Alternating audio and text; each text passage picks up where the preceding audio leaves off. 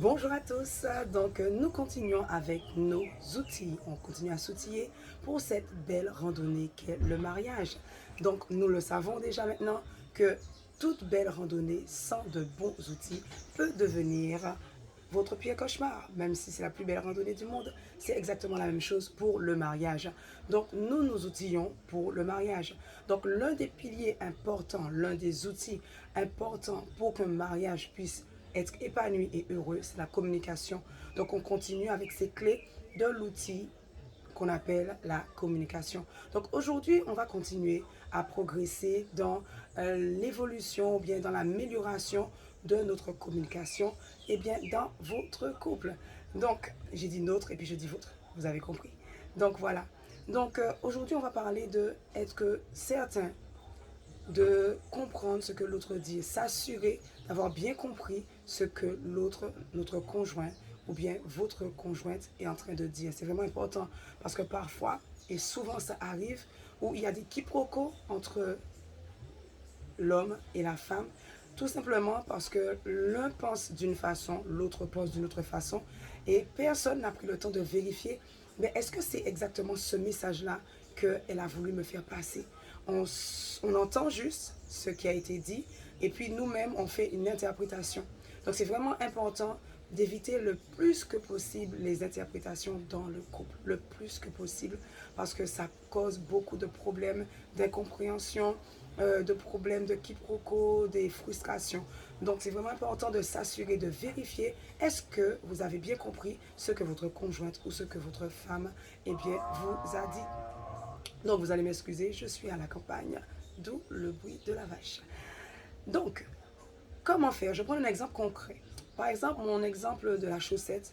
Donc le mari qui rentre à la maison et qui a il s'est assis sur le canapé et qu'il pensait que, eh bien, il allait amener ses chaussettes au même moment où il allait prendre sa douche. Donc il l'a juste mis à côté de lui en se disant que, bon, je vais le faire, et ça arrive assez régulièrement, je vais déposer les chaussettes là, mais je sais que comme j'irai à la douche, donc je vais mettre les chaussettes, eh bien, dans le panier qui se trouve à la douche, hein, parce que je suis fatiguée.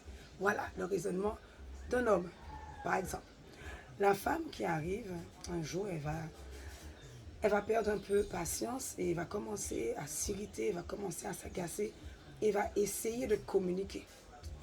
Ce qu'on pense être la communication qui n'est en réalité pas de la communication. Donc elle va commencer à dire ah oui mais c'est pas normal, mais comment ça se fait qu'à chaque fois c'est la même chose, tu me méprises, tu ne comprends rien, et puis ça part dans tous les sens et puis le mari lui-même reste dans l'incompréhension. Donc comment procéder dans, par exemple, dans notre exemple? Eh bien, l'un doit exprimer vraiment ce qui s'est passé, donc sa vision de la situation. Et chacun doit vraiment écouter, prendre le temps d'écouter. Et donc, par exemple, l'épouse va dire, bon, écoute, chérie, je n'aime pas quand tu mets tes chaussettes au sol parce que ça me donne l'impression d'être ta bonne, de ne pas être une épouse, mais d'être une ménagère, d'être une femme de service, etc. Et l'homme qui va expliquer ce que je vous ai dit au début, par exemple. Donc, si on part dans le fait de l'énervement, on ne prend pas le temps d'essayer de comprendre tout de suite, eh bien, l'un n'entendra pas l'autre.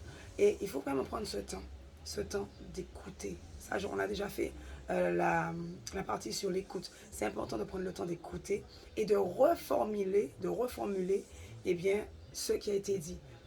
Exemple, chérie, est-ce que tu veux dire que quand je pose mes chaussettes au sol, cela te donne l'impression d'être ma femme de ménage et pas mon épouse? Est-ce que c'est bien ce que tu as voulu me dire ou est-ce que c'est bien ce que j'ai compris?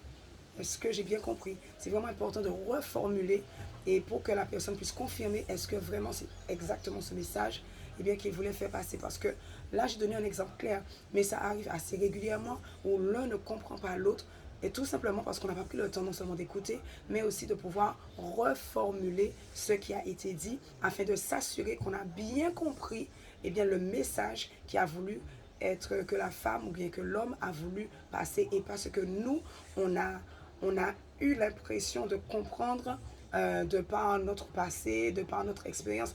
Ben, si tu vas sur ma vidéo concernant les filtres, tu vas comprendre qu'il y a les filtres qui interviennent et donc On ne doit pas comprendre ce que l'autre dit à travers nos filtres. Je t'invite à regarder la vidéo à travers nos filtres.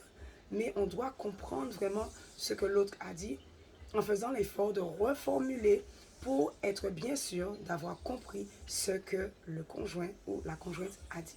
Donc voilà, j'espère que cette vidéo pourra vous aider et je crois que si vous appliquez vraiment chacune des parties de la communication, eh bien vous allez grandement améliorer votre relation. Parce que la communication, c'est vraiment un pilier de base, un gros pilier dans le mariage. Beaucoup de couples divorcent et se séparent principalement, principalement à cause des problèmes de communication efficace. Donc voilà.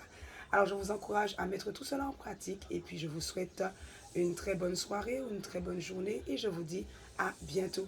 Donc comme je n'avais pas fait vendredi dernier, vous allez recevoir une autre vidéo dès lundi. Allez, ciao ciao!